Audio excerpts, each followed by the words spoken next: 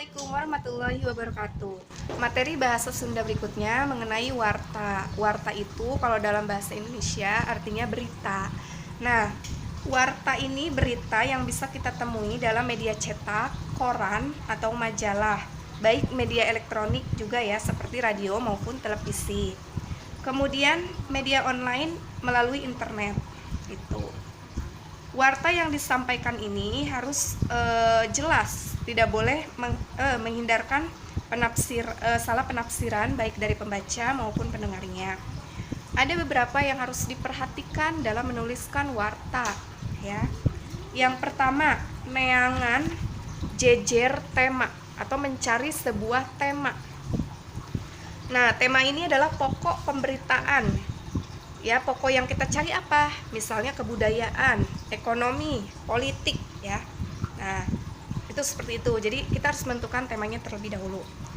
Yang kedua, ngaringkes. Ngaringkes itu meringkas. Meringkas memakan waktu yang cukup lama, bisa 1 jam, 2 jam atau lebih. Kemudian disampaikan kembali kepada pembaca dalam waktu beberapa menit gitu. Jadi misalnya dalam beritanya itu berapa jam. Nah, diringkas menjadi lebih singkat, menjadi berapa menit gitu. Yang ketiga, make rumus 5W plus 1H.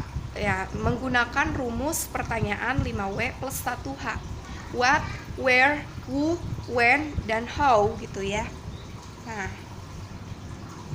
kemudian menyampaikan warta, menyampaikan berita, yaitu yang pertama baca dan pahami dulu isi warta yang akan disampaikan.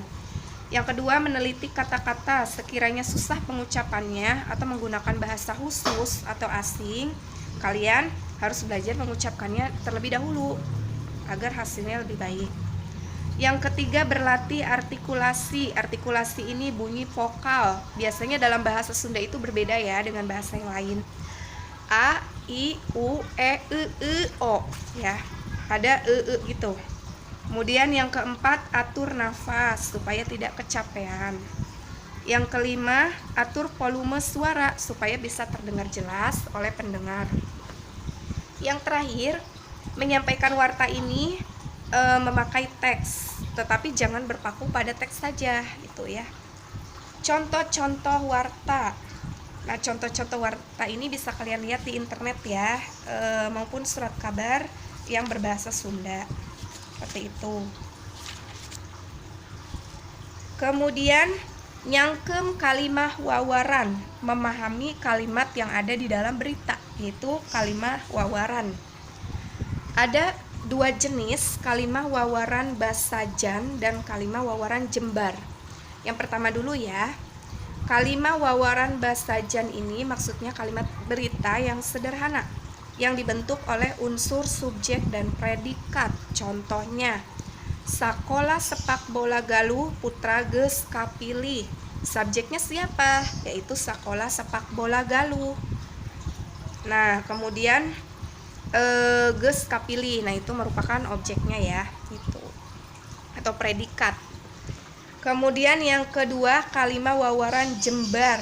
Nah, kalimah wawaran Basajan itu mirip kalau dalam bahasa Inggris itu seperti simple present tense gitu. Yang kedua, kalimah wawaran Jembar atau kalimat berita luas. Kalimat berita yang unsur pembentuknya diperluas dengan objek dan keterangan. Seperti contohnya ya, Galuh putra geus kapilih PSSI jadi aktif di Indonesia di Piala Asia. Nah, Galuh putra ini kan subjeknya. Kemudian kapilih PSSI itu berarti objek. Jadi akil Indonesia di Piala Asia. Nah, ini berarti keterangannya. Jadi lebih komplit gitu. Nah, itu mengenai warta. Jangan lupa tugas-tugas bahasa Sundanya dikerjakan ya. Nanti ibu koreksi itu. Ada beberapa tugas yang nanti akan diproses ke nilai raport gitu ya. Semangat. Wassalamualaikum.